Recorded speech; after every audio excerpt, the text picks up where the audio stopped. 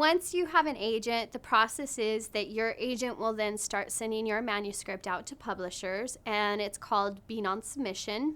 And my agent started doing that, and it went out, and then I learned that there's a lot of rejection involved in that process as well.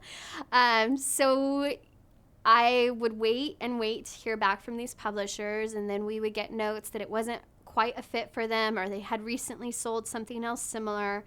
And so during that time, it was very heartbreaking. It was very hard to get started working on something new. And so I started to fall apart a little and think maybe this dream wasn't going to come true, that I had been fooling myself. And during that time, I had a friend give me a kick and say, no, you should continue to write. It's really important. You love this. Get back to it.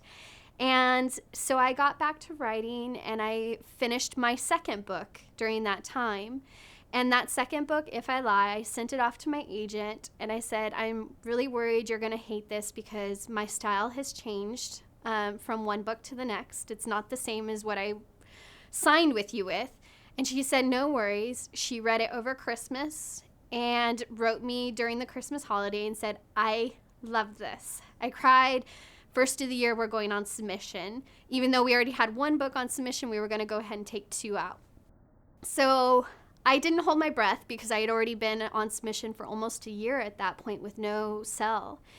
And so she went ahead and sent it off, and I just tried to forget that it was out there and it was happening.